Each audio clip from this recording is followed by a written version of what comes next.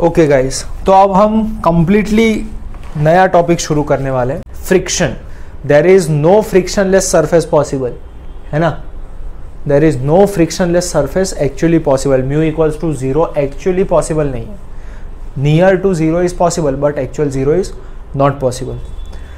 If I ask you what is friction, what will you tell me? What is friction? अगर ये body पे external force P लग रहा है तो उसकी ऑपोजिट डायरेक्शन में we will have a frictional force small f which will be due to the surface roughness of the two contact surfaces. This force will be due to the surface roughness of the two contacting surfaces. Okay. All right.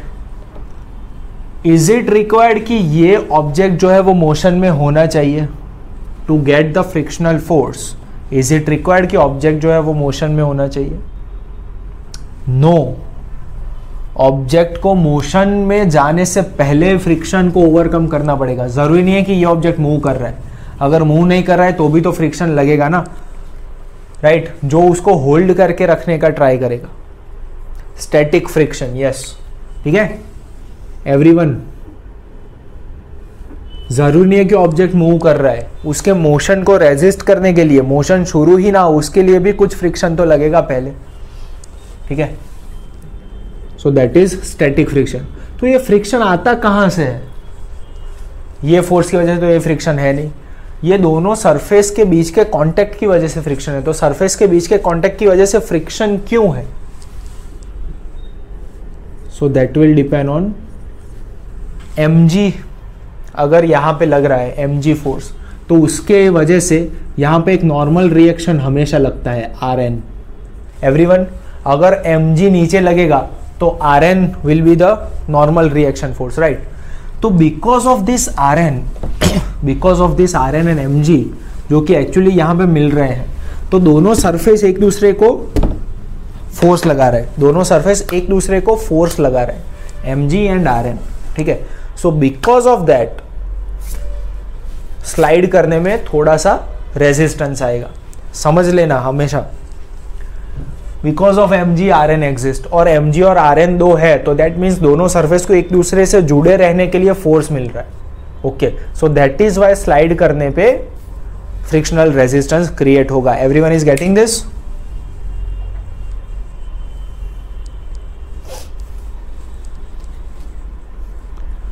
Okay, good.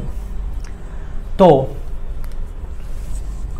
जब तक ये object को hold करके रख सकता है P के सामने, that will be the limiting friction which will be equal to mu into Rn maximum. This is not actual friction force, this is maximum possible friction force. This is known as limiting friction. समझ रहे हो? Maximum इतना friction लग सकता है mu into Rn जितना। Mu is the coefficient of friction. Mu into Rn जितना maximum frictional force लग सकता है। अगर P की वैल्यू इससे ज्यादा है तो ऑब्जेक्ट का मोशन शुरू हो जाएगा।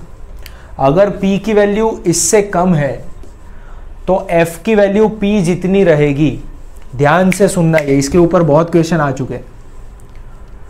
इफ दिस इज 10 न्यूटन, अगर लिमिटिंग फ्रिक्शन है 10 न्यूटन और मैंने एक्सटर्नल फोर्स ही 5 न्यूटन लगाया तो ये फ्रिक्शन 10 न्यूटन होगा किधर से?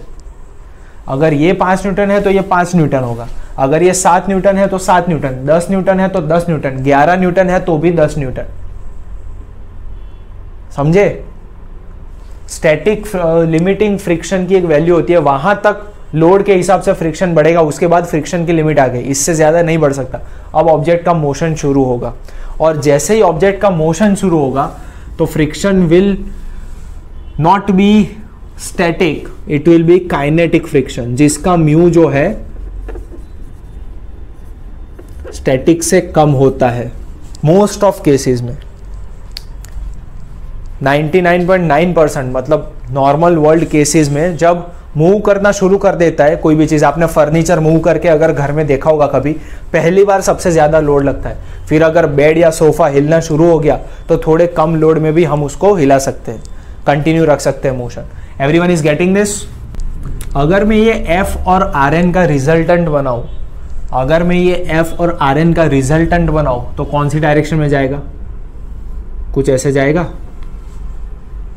Resultant, right? तो ये रिजल्टेंट अगर ऐसे जा रहा है तो ये side will also be f equal to f, उतनी लेंथ होगी ना जितनी एफ की होगी। एफ को मैं यहां पे रख सकता हूं just for trigonometry sec, right? तो ये जो एंगल है, कौन सा एंगल? एंगल बिटवीन, फाई को थोड़ा ऊपर लिख देते हैं, angle between normal reaction and resultant of friction and normal reaction. Angle between normal reaction and resultant of friction and normal reaction is equal to phi, which is known as angle of friction. Why is it known as angle of friction? Because of this. अगर मैं tan phi करूं, क्या मिलेगा मुझे? F upon Rn. Tan phi will be F upon Rn. Now we know F is itself mu Rn. तो हमको क्या मिल गया? Tan phi is equals to coefficient of friction. That is why phi is known as angle of friction. समझे क्या? Angle of friction समझ में आ रहा है? Angle of friction is the angle between normal reaction and resultant of friction and normal reaction. इन दोनों के बीच का एंगल, तो हमेशा tan phi will be equal to coefficient of friction, यही मिलेगा, क्योंकि this is an applied truth, क्योंकि हमेशा this is going to be mu r n divided by r n, it is going to be mu. Everyone is with me?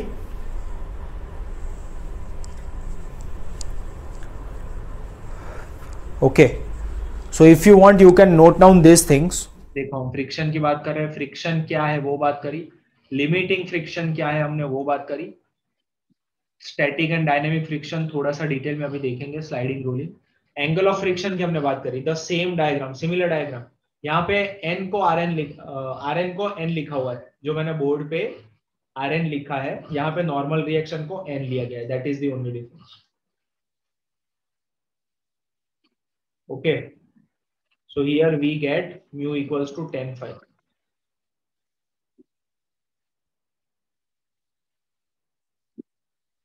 All right, everyone.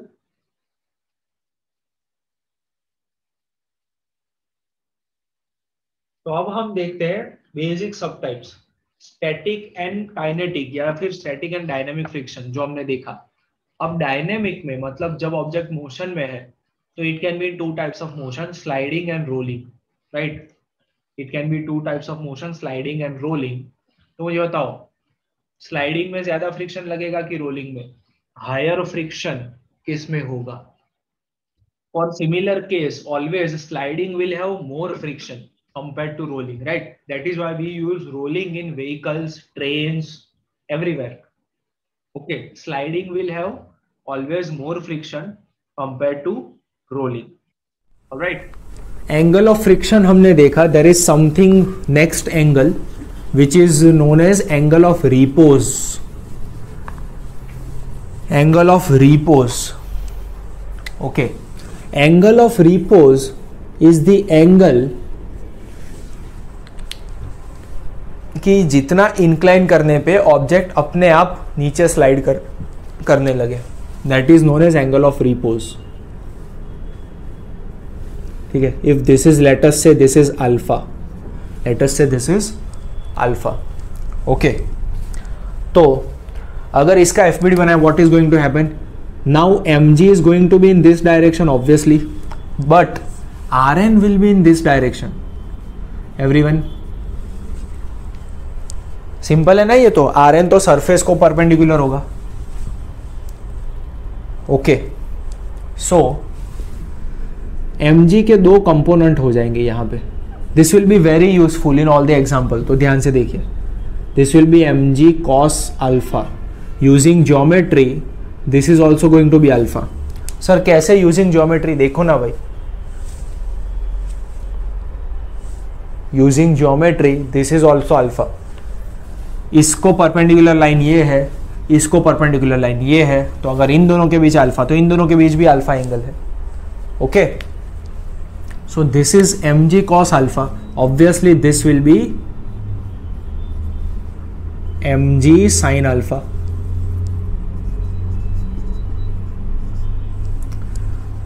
Okay, mg cos alpha and mg sin alpha. ठीक है, तो mg sin alpha will be the force जिसकी वजह से ये नीचे slide करना शुरू कर सकता है। कब? जब फ्रिक्शनल फोर्स की जो वैल्यू है उससे इसकी वैल्यू बढ़ जाए। समझ रहे हो एवरीवन? सिंपल FBD इसका ऐसे बनेगा, mg अगर हॉरिजॉन्टल सरफेस होता तो mg इक्वल टू Rn हो जाता, तो कुछ भी नहीं होता अगर कोई एक्सटर्नल फोर्स नहीं है तो। लेकिन जब इंक्लिनेशन है तो mg का mg साइन अल्फा कंपोनेंट जो है वो मोशन करवाने का ट्राई करेगा इसको, और सामने फ्रिक्शन जो है वो उसको पकड़ के रखने का ट्राई करेगा। Now so mg sine alpha will be equal to friction force जब तक मोशन शुरू नहीं होता है। Everybody agrees with me? जब तक मोशन शुरू नहीं होगा mg sine alpha will be equal to friction force. Okay, और जैसे जैसे अल्फा की वैल्यू बढ़ेगी तो इसकी वैल्यू, जैसे जैसे अल्फा की वैल्यू बढ़ेगी तो साइन अल्फा की वैल्यू भी तो इंक्रीज होगी ना, right? So there will be a point where mg sin alpha equals to f, this will be converted into mg sin alpha greater than f। समझ में आ रहा है? और जब ये होगा तब ये स्लाइड करना शुरू कर देगा। So this is what we want to find कि what will be the value of alpha जिसके लिए ऐसा हो। ठीक है, तो हम क्या लेंगे? मैक्सिमम लिमिट कब तक अल्फा जा सकता है, we are trying to figure that out. Now f is equal to what? Mu Rn। okay, therefore mg sin alpha will be equal to what? mu into Rn क्या है? Rn है mg cos alpha, mu into mg cos alpha। ठीक है, तो यहां से क्या पता चला आपको? इसको अगर नीचे ले आए तो मुझे क्या मिला? mu इक्वल्स टू tan अल्फा। कुछ जाना पहचाना लग रहा है? अरे हाँ, अभी तो किया था, mu equals to tan phi तो था, समझे? तो angle of repose is always equals to angle of friction. मतलब अगर मेरे पास म्यू की वैल्यू है, अगर मेरे पास म्यू की वैल्यू है, let us say mu equals to 0.3, तो this will be equal to tan phi and that will also be equal to tan alpha. तो अगर मुझे फाई या अल्फा चाहिए तो I just have to use tan inverse. Everyone is getting this? Angle of repose समझ में आ रहा है? इंक्लाइंड सरफेस पे ऑब्जेक्ट कब स्लाइड करना शुरू करेगा उसके लिए हमको एंगल ऑफ रिपोज चाहिए।